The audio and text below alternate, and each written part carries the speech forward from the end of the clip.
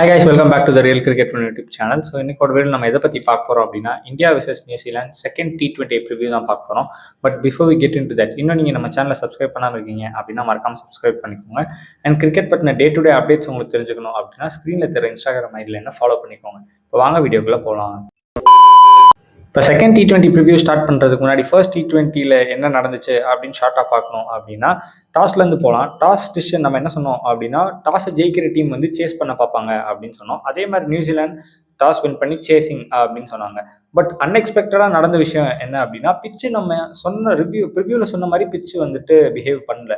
T20 வரப்பவே இப்போ என்ன பண்ணிடுறாங்க அப்படின்னா ஒரு லோ ஸ்கோரிங் த்ரில்லர் வந்து நமக்கு கிடைக்கும் அப்படின்னு ரொம்ப சந்தோஷமாக நான் சொல்லியிருந்தேன். ஏன்னா எனக்கு லோ ஸ்கோரிங் த்ரில்லர்ஸ்னால் பர்சனலாக பிடிக்கும். பட் அன்ஃபார்ச்சுனேட்லி பிச்சை ஓவராக ரோல் பண்ணி அதையும் ஒரு ஃப்ளாட் ட்ராக்காக தான் மாற்றிட்டாங்க. லக்கிலி இந்தியா ஒன், அதெல்லாம் நான் கிரிட்டிசைஸ் பண்ணவே விரும்பல. ரொம்பவே சந்தோஷமாக இருந்துச்சு. இந்த ஓடி சீரிஸ் லாஸ்க்கு அப்புறம் ஓகே ஃபைனலி ஒரு மேட்ச் ஜெயிச்சோண்டா அப்படின்னு நினைக்கிறப்ப ரொம்ப ஹாப்பியாக இருந்துச்சு. பட் ஒரு லோ ஸ்கோரிங் த்ரில்லர் கிடைச்சிருந்தா நல்லா இருந்திருக்குமே அப்படின்றது என்னோட பர்சனல் பாயிண்ட். மேபி உங்களுக்கு அப்படி தோணுதா இல்லையா அப்படின்றத கமெண்ட்ஸில் சொல்லிட்டு போங்க. இப்போ நெக்ஸ்ட் டாஸ்க்கு அடுத்து பிளேயிங் 11 அப்படின்னு பார்க்குறப்போ நம்ம சொன்னால் அதே பிளேயிங் 11 தான் மோரார்லெஸ் வந்துச்சு. ரெண்டு சேஞ்சஸ் தான். ஒன்று நம்பர் 3ல ஸ்ரேயஸ் ஐயர் விளையாடுவார், திலக் வர்மா ஃபிட் இல்லாதனால அப்படின்னு சொன்னோம். But unexpectedly they play Ishan Kishan. எனக்கு தெரிஞ்சது ஒரு நல்ல மூவ் அப்படின்னு தான் நான் சொல்வேன். ஏன்னா Shreyas Iyer not part of T20 world cup அப்படிங்கும்போது இஷானை நாங்கள் ட்ரை பண்ணுறோம், அவர் T20 வேர்ல்ட் கப் ஸ்குவாடில் இருக்காரு. ஸோ இஃப் இன் கேஸ் ஒரு இன்ஜுரி வருது அப்படின்னா நாங்கள் அவர் எப்படி பண்ணுறாருன்னு பார்க்குறோம் அப்படின்னு சூரியகுமார் வந்து ப்ரெஸ் கான்ஃபரன்ஸில் சொன்னார். அது ஒரு நல்ல விஷயம் தான். Good move. நீங்கள் இஷானை 3ல விளாண்டது, it was good. And moreover Kuldeep Yadav வந்து இங்கே ஸ்பின்னர்ஸ்க்கு ஒரு அசிஸ்டன்ஸ் கிடைக்கும், ஸோ மேபி அவர் எடுப்பாங்க அப்படின்னு நம்ம ப்ரிவியூவில் சொன்னோம். பட் அது நடக்கலை. அதுக்கு பதிலாக ரிங்கு சிங் எடுத்தாங்க. பட் அது வந்து லேட்டராக நல்லாவே வந்துச்சு. அந்த டிபார்ட்மெண்ட்டுக்கு போகிறதுக்கு முன்னாடி ஆவரேஜ் வின்னிங் ஸ்கோர் இங்கே 160 அப்படின்னு சொல்லும்போது India posted a mammoth score of 238. ஓகேவா? இன் ரிட்டர்ன் நியூசிலாண்டால வெறும் 190 தான் அடிக்க முடிஞ்சிச்சு. அந்த 238 கம்பேர் பண்ணுறப்ப 190 கம்மி மாதிரி இருக்குது. பட் நம்ம பிச் அவரோட ப்ரிவியூவில் சொன்னதை வச்சு பார்க்கும்போது ஒரு செம்ம ஹை ஸ்கோரிங் கேம் தான். ஆனால் என்னதான் நான் ஹை ஸ்கோரிங் கேம் அப்படின்னு சொன்னாலுமே ப்ரிவியூலே சொல்லியிருந்தேன் இந்த வென்யூக்கு பேரே ஒரு ரொம்ப பேலன்ஸ்டான வென்யூ அப்படின்னு சொல்லி. அதுக்கு தகுந்த மாதிரியே நிறைய ரன்ஸ் ஃப்ளோ ஆகிட்டே இருந்துச்சு கண்டிப்பாக. ஆனால் அதுக்கு தகுந்த மாதிரி விக்கெட்டும் விழுந்துட்டே இருந்துச்சு. நீங்கள் இன்னிங்ஸை ஃபுல்லாக பார்த்தீங்கன்னா எவ்வளோக்கு எவ்வளோ ரன் அடிக்கிறாங்களோ இந்தியா அவ்வளோக்கு எவ்வளோ விக்கெட் லூஸ் பண்ணிகிட்டே இருந்தாங்க. அதுதான் அந்த balance between bat and ball அப்படின்னு சொல்கிறது. ஸோ ஓப்பனிங்கில் வந்து அன்ஃபார்ச்சுனேட்லி சஞ்சு சாம்சன் ரன் அடிக்கலை. அபிஷேக் சர்மா நல்லா அடிச்சாரு. அவர் தான் player of the match award வாங்கினாரு. இஷான் ஒரு 2 வருஷம் கழிச்சு உள்ள வந்தாரு. ஒரு 2 4 ஃபர்ஸ்ட் பாலே 4 அடிச்சு ஸ்டார்ட் பண்ணாரு. பார்க்க நல்லா இருந்துச்சு. ஒரு நல்ல டச்ல இருக்காரு அப்படின்னு நினைச்சிட்டு இருக்கும்போது அவர் அவுட் ஆயிட்டாரு. சூரியகுமார் தான் அகைன் அண்ட் அகைன் நல்லா ஸ்டார்ட் பண்றாரு. பட் அந்த ஸ்டார்ட்ஸை ஒரு 50ஆவோ இல்லை ஒரு பிக் இன்னிங்ஸ் அவரால் கன்வெர்ட் பண்ண முடியாமல் அப்படியே போயிட்டு இருக்கு. பட் சூரியகுமார் அவுட் ஆயிட்டு பாண்டியாவோட என்ட்ரிக்கு வந்த சத்தத்துக்கே பாண்டியா நிறைய பண்ணுவாரு அப்படின்னு நான் பர்சனலாக எதிர்பார்த்தேன். பட் அது அவ்வளோவா நடக்கல. ஒரு 25 ரன் அவ்வளோதான் அவரால் அடிக்க முடிஞ்சிச்சு. அண்ட் ஓவரால் டியூபே, அக்சர் பட்டேல் எல்லாமே வந்தாங்க. But they couldn't score. Rinku சிங்கோட அந்த ஒரு 44 ரன்னு லோவர் எண்டில் அதுதான் ரொம்ப ஹெல்ப்ஃபுல்லாக. கடைசியில் India won the match by 48 runs. So அவரோட அந்த 44 ரன்ஸ் தான் ஒரு டிஃப்ரென்ஸாகவே மேக் பண்ணியிருக்கோம். ஜெயிக்கிறதுக்கு ஒரு மிகப்பெரிய ஒரு காரணமாக அவர் தான் இருந்திருக்காரு அப்படின்றது இங்கே ரொம்ப ஒரு இம்பார்ட்டண்ட்டான ஒரு விஷயம். ஸோ ஏன்னா நான் நினச்சேன் ரிங்கு சிங் வந்து தேவைப்பட மாட்டார் பிளேயிங் 11ல். அண்ட் நீங்கள் ரிங்கு சிங் எடுக்கிறப்ப will be having only 5 bowlers. ஓகேவா? அர்ஷ்தீப் சிங், பும்ரா, பாண்டியா, அப்புறம் அக்சர் பட்டேல் அண்ட் வருண் சக்கரவர்த்தி. 5 options with Dube as your 6th bowler. நான் என்ன நினைச்சேன்னா இந்தியா வந்து டூபேவை ஒரு 7th bowling ஆப்ஷனாக தான் பார்ப்பாங்க, பாண்டியா தான் அவங்களுக்கு 6th bowling ஆப்ஷன் அப்படின்னு நினைச்சிட்டு இருக்கும்போது இல்லை, நாங்கள் டூபேவே 6th bowling ஆப்ஷனாக பார்க்குறோம் அப்படின்ற மாதிரி கிட்டத்தட்ட 3 ஓவர் போட்டு 2 விக்கெட்ல எடுத்தாரு. ஸோ அது ஒரு நல்ல விஷயம் தான். டூபே கிட்டத்தட்ட ஒரு ஆல்ரவுண்டராக வந்து ஷேப் ஆகிட்டு வராரு. இதே மாதிரி ஒரு ஆல்ரவுண்டட் எஃபெக்ட், அதாவது அந்த பால்ல அவர் கொடுக்கக்கூடிய அந்த ஒரு அட்வான்டேஜை அவர் சிஎஸ்கேக்கும் எடுத்துகிட்டு போய் பண்ணாரு அப்படின்னா அது நல்லா இருக்கும். பட் அது ஒரு 2-3 மந்த்ஸாகவே அது சிஎஸ்கேவோட ப்ரிவியூலாம் வரப்போ நம்ம அதை பற்றி பேசுவோம். பட் பிஃபோர் தட் ஒரு நல்ல நோட்டில் பாசிட்டிவாக இந்தியா அந்த மேட்சை ஜெயிச்சாங்க. நியூசிலாந்து கம்மிங் இன்டு சேஸ் 240, ஒரு ரொம்ப ஹையான ஸ்கோர் 239 அப்படின்றலாம் அவ்வளோ ஈஸியாக சேஸ் பண்ண முடியாது. ஏர்லியானே சேம் அந்த Devon Conway versus Harshdeep Singh, அந்த கான்டெஸ்ட் எப்பயுமே ஹர்ஷ்தீப் சிங் வந்து டெவான் கான்வே விக்கெட்டை லூஸ் பண்ணிட்டு போயிட்டே இருக்காரு. ஸோ அது ஒரு கன்சர்னாக கிரியேட் ஆகுது. 3rd ஓடியிலையும் பார்த்தீங்கன்னா தெரியும். ஸோ இப்போ அதே மாதிரி வந்து ஒரு 2 பால் டக்குக்கு கான்வே அவுட் ஆயிட்டாரு டு ஹர்ஷ்தீப் சிங். அண்ட் பாண்டியா உள்ள வந்து ஒரு விக்கெட் எடுத்தாரு. ஓவராலாக எல்லாமே நல்லா தான் போச்சு. ஒரு கிளென் பிலிப்ஸ் மட்டும் ஒரு எப்படி சொல்ல எவ்வளோதான் எங்கள் டீம் வந்து கீழே போனாலும் நான் மட்டும் இருக்கேன்டா அப்படின்னு காட்டுற மாதிரி ஒரு 78 ரன் அடிச்சாரு. பட் ஓவரால் ஃபுல்லாகவே இந்தியா கண்ட்ரோலில் தான் இருந்தாங்க கேமில். எந்த இடத்துலையுமே கேம் கையை விட்டு போகுது அப்படின்னு சொல்கிற மாதிரிலாம் இல்லை. So to some up the game ஒரு நல்ல கேமாக தான் இது கான்டெஸ்டிங்காக முடிஞ்சிச்சு. பட் அன்ஃபார்ச்சுனேட்லி ஒரு லோ ஸ்கோரிங்காக இருந்திருந்தா சந்தோஷப்பட்டிருப்பேன். பட் ஸ்டில் ஒரு நல்ல கேம் தான், fine. Next player to watch out நம்ம யார் சொல்லியிருந்தோம் அப்படின்னா நியூசிலாந்து வந்து மேட் ஹென்ரி சொன்னோம். பட் அன்ஃபார்ச்சுனேட்லி மேட் ஹென்ரி அவங்க பிளேயிங் லெவல்லே எடுக்கல. அதுக்கு பதிலாக டெபியூட் கிறிஸ்டன் கிளார்க்கை கொண்டு வந்தாங்க. அண்ட் இந்தியாவிலேருந்து பும்ரா சொன்னோம், அவருக்கும் விக்கெட்டே விழுகலை. ஸோ அந்த 2 ப்ரெடிக்ஷன்ஸுமே நடக்கலை. And 70% winning for India, 30% for New Zealand சொன்னோம். அதே மாதிரி இந்தியா 70%ல ஒரு 100% அது அந்த ப்ரெடிக்ஷன் கரெக்டாக நடந்து இந்தியா அந்த மேட்சை ஜெயிச்சிட்டாங்க. So now starting off a preview for the India vs New Zealand second T20. இந்த மேட்ச் எங்கே நடக்குது அப்படின்னு கேட்டிங்கன்னா ராய்ப்பூர் இன்டர்நேஷ்னல் கிரிக்கெட் ஸ்டேடியம் இன் சத்தீஸ்கர். ஓகேவா? ஸோ இந்த கிரவுண்டு ஹிஸ்டாரிக்கலாக ஒரு நல்ல ஃபாஸ்ட் பவுலர்ஸ்க்கு அசிஸ்டன்ஸ் கொடுக்குற கிரவுண்டாக இருந்திருக்கு.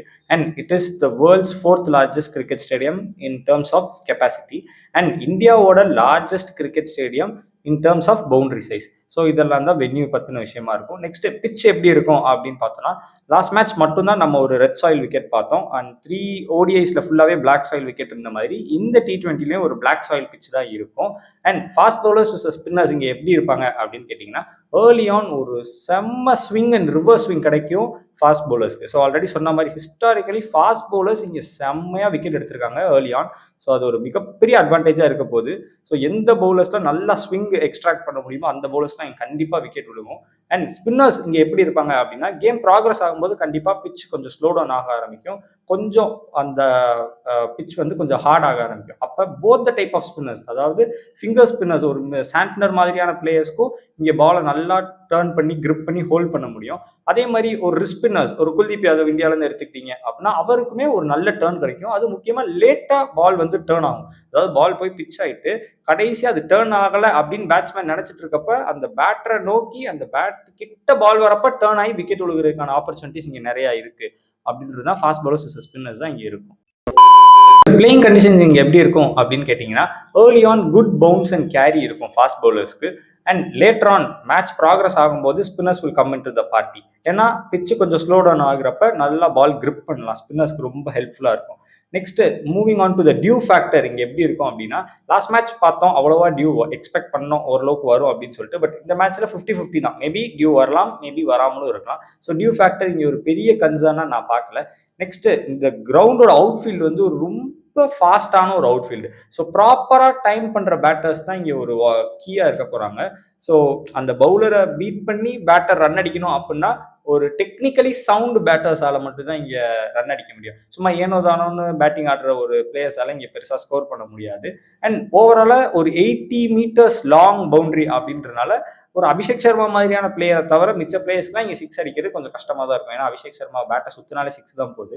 அதனால அவரை தவிர மிச்ச பிளேயர்ஸ்லாம் இங்கே கொஞ்சம் 6 அடிக்க கஷ்டப்படுவாங்க. ஒரு மிஸ் டைம்டு ஷாட்ஸ் அதெல்லாம் ஈஸியாக 6க்கு போகாமல் ஒரு எட்ஜ் பட்டு போயிடுச்சுப்பா, மேபி எட்ஜ் பட்டு 4 போயிடுச்சு, சும்மா சுற்றினாரு அது வந்து 6க்கு போயிடுச்சு, பட்டாலே பறந்துருச்சு, அந்த மாதிரிலாம் இல்லாமல் ப்ராப்பராக டைம் பண்ணுற ஒரு டெக்னிக்கலி சவுண்ட் பேட்டர்ஸ் தான் இங்கே ரொம்ப ஹெல்ப்ஃபுல்லாக இருப்பாங்க. Moving on to the toss decision இங்கே எப்படி இருக்கும் அப்படின்னா, அது ஒரு 50-50 கால் தான். டியூ வரும் அப்படின்னு எக்ஸ்பெக்ட் பண்ணிட்டு மேபி ஒரு வின்னிங் டீம்ஸ் வந்து சேஸ் பண்ணுறோம் அப்படின்னு சொல்லலாம். இல்லை டியூ வராது, இல்லை வந்தாலும் நாங்கள் பார்த்துக்குறோம், no problem, we look to put high total ஸ்டார்டிங்கில் அப்படின்னு சொல்லிட்டு ஃபர்ஸ்ட் பேட்டிங் பண்ணாலும் ஓகே தான். ஸோ டாஸ் டிசிஷனுமே இங்கே பெரிய ஒரு மேட்டர் கிடையாது. நெக்ஸ்ட் ஆவரேஜ் வின்னிங் ஸ்கோர் இங்கே எவ்வளோ அப்படின்னா, historically it has been 175. But எனக்கு தெரிஞ்ச கண்டிப்பாக இந்த பிச்சும் கொஞ்சம் ரோல் பண்ணி ஃப்ளாட்டாக தான் வரும். ஒரு 200 எக்ஸ்பெக்ட் பண்ணலாம். பட் மேபி அப்படி நடக்காமல் ஒரு 175 170 வருது அப்படின்னா ஒரு நல்ல ஸ்கோர் தான். பட் இந்தியா டு வின் ஒரு 190 ஆர் 185 ப்ளஸ் க்ளோஸ் டு ஒரு 200 விச் இந்தியா ஸ்கோர்ஸ்னா கண்டிப்பாக அவங்க ஜெயிப்பாங்க அப்படின்னு சொல்லலாம். ஒருவேளை நியூசிலாந்து ஃபர்ஸ்ட் பேட்டிங் பண்ணுறாங்கன்னா அவங்கள ஒரு 160 170 ரெஸ்ட்ரிக்ட் பண்ணிட்டா ஒரு கம்ஃபர்டபுள் வின்னாக தான் இது இந்தியாவுக்கு இருக்கும்.